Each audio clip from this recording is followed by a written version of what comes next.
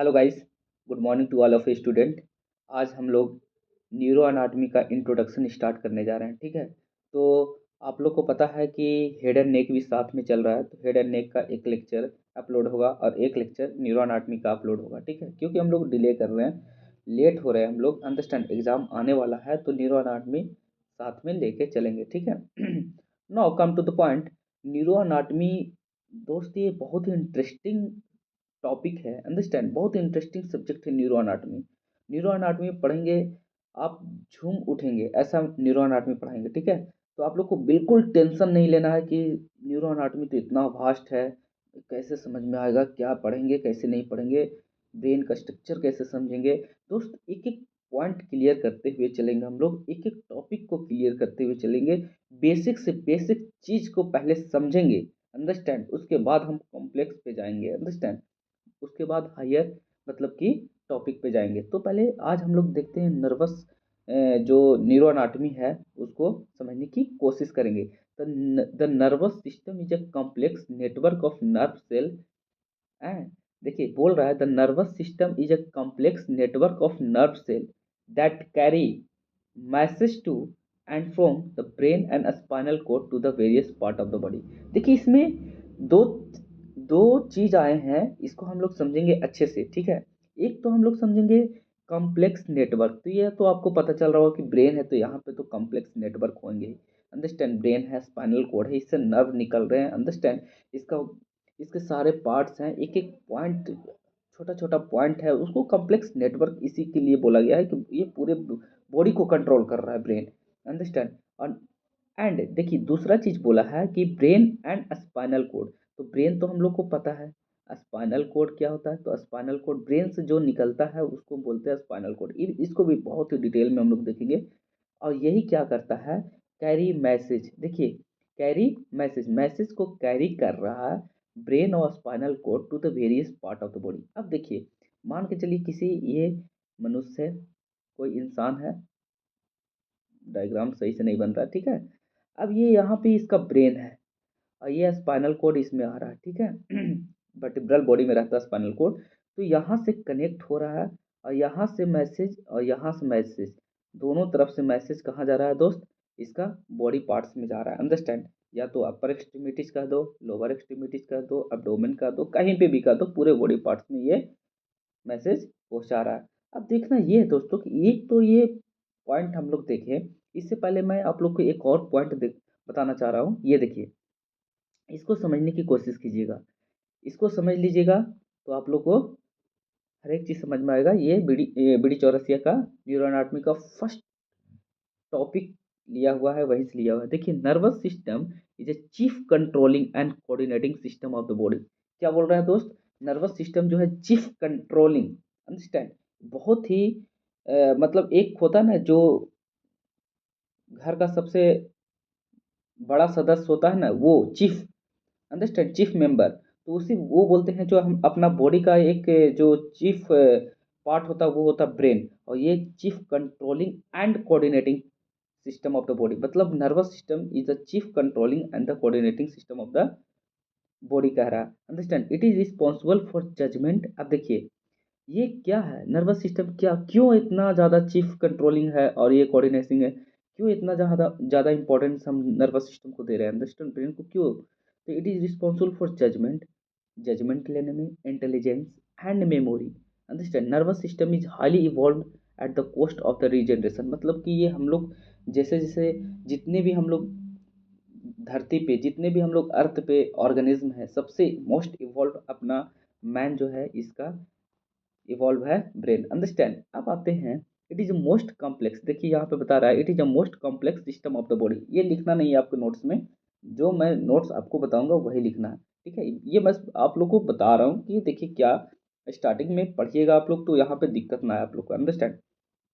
It is a most complex system of the body, understand.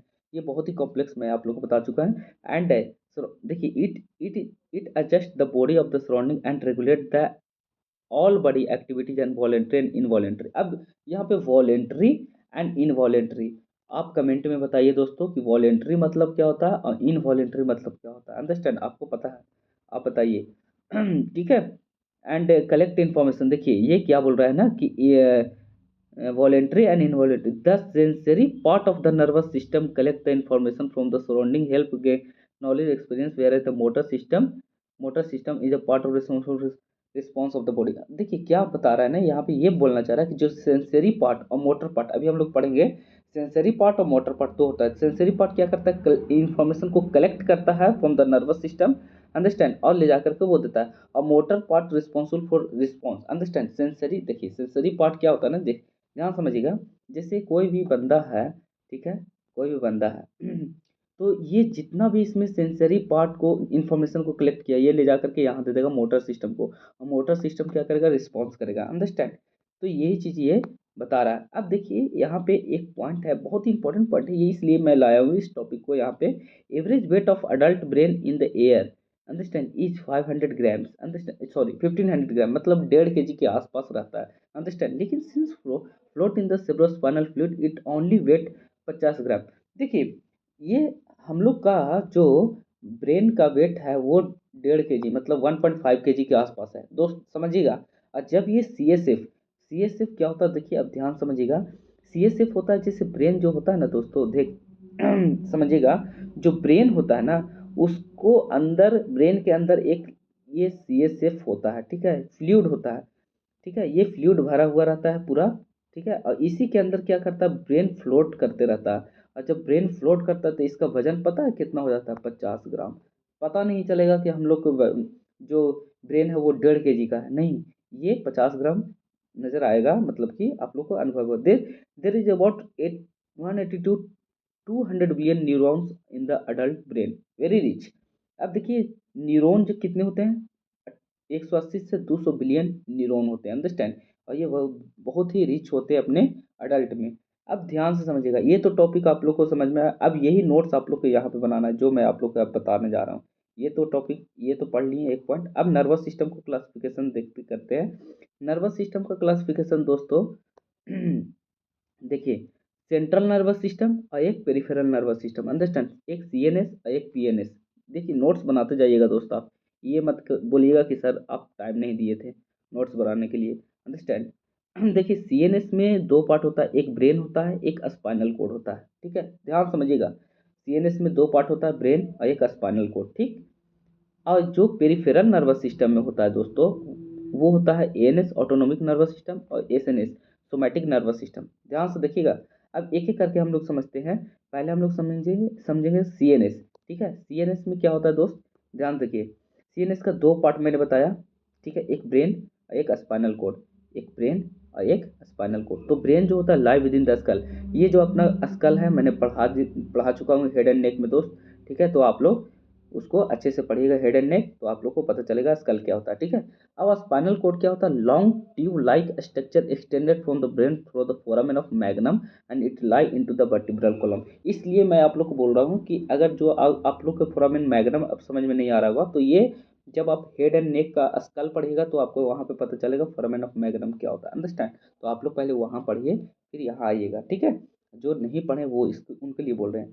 तो ये क्या बोल रहा है स्पाइनल कोड, कि spinal cord is a long tube structure extended from the brain through the foramen of magnum. It lie into the vertebral column. Understand? Vertebral column में ये lie रहता है spinal cord. Understand? Now come to the point. अब ये देखिए both are covered by the meninges. ये जो brain है, स्पाइनल कोड है, ये दोनों क्या होता है, covered by the meninges. Meninges कहने का मतलब दोस्तों, आप लोग को पता चल रहा होगा कि ब्रेन के 3 लेयर होता है, वो मैं आप लोग को पढ़ाऊंगा मेनिंजेस, ठीक है। तो ब्रेन का 3 लेयर होता है, एक तो जो बाहर वाला होता है वो दूरा मैटर होता है, आर्किनॉइड होता है बीच वाला, और पिया मैटर नजदीक वाला, अंडरस्टैंड। ये सब डिटेल में बताऊंगा। Now come to the point, sorry, now come to the point of the PNS, understand. PNS क्या काम करता है, देखिए पीएनएस का दो पार्ट मैंने बताया, एएनएस और सीएनएस। पीएनएस काम क्या करता है, consist of all the nerve outside of the brain and spinal code. देखिए अब ये पीएनएस कहने का मतलब, जैसे एक ये व्यक्ति है, कोई भी पर्सन है, ठीक है, कोई भी पर्सन है, और इस जो पीएनएस क्या करता है ना, कि जो नर्व यहाँ से निकल रहे हैं ना, जो भी वर्टिब्रा से, मतलब वर्टिब्रल कॉलम से जो भी स्पाइनल कोड से जो भी नर्व निकल रहे हैं और अपना बॉडी ऑर्गन में जा रहे हैं, या तो लोअर एक्सट्रीमिटीज, अपर एक्सट्रीमिटीज, या कहीं पे जा रहे हैं, तो वो पीएनएस का काम कर रहा है, अंडरस्टैंड, पेरिफेरल नर्वस सिस्टम, ठीक है। तो अब देखना ये है कि दो तरह के होते हैं, ऑटोनोमिक नर्वस सिस्टम और एक somatic nervous system. Autonomic nervous system जो इनवॉलेंट्री मूवमेंट को कंट्रोल करता है, अंडरस्टैंड, और जो सोमैटिक नर्वस सिस्टम होता है दोस्तों, वो क्या कंट्रोल करता है, control the voluntary movement, understand. Autonomic nervous system control the involuntary movement and somatic nervous system control the voluntary movement of the skeletal muscles of the body. अब देखना ये है दोस्तों कि जो यहाँ अपना एएनएस है वो दो पार्ट में बटा है। एएनएस क्या दो पार्ट में बटा है, एक सिंपैथेटिक नर्वस सिस्टम, एक parasympathetic nervous system, understand. Sympathetic nervous system में क्या करता है कि prepare body for sudden stress, fight and flight condition में ये रिस्पॉन्स करेगा। और parasympathetic prepare body for the stress, understand, ये स्ट्रेस के लिए बॉडी को प्रिपेयर करके रखता है। अब आते हैं हम लोग जो सोमैटिक नर्वस सिस्टम है, control voluntary movement of the skeletal muscles, somatic function this. इसमें क्रैनियल नर्व 12 पेयर होते हैं, स्पाइनल नर्व 31 पेयर होते हैं, ठीक है। तो आज का लेक्चर यही था, बाकी आप इसको नोट्स बना लीजिए। कल का जो हम लोग टॉपिक पढ़ेंगे वो अलग, सेकंड लेक्चर अनाटमी का, न्यूरो अनाटमी का पढ़ेंगे, ठीक है। Thank you for watching my video. और इस अगर आप स्क्रीनशॉट लेना चाहते हैं तो आप लीजिए, नोट्स बना लीजिएगा। Thank you for watching my video. और जितना ज़्यादा हो सके शेयर कीजिए स्टूडेंट को, ताकि उन लोग को भी पता चले कि हाँ स्टार्ट हो चुका है न्यूरो अनाटमी। Thank you.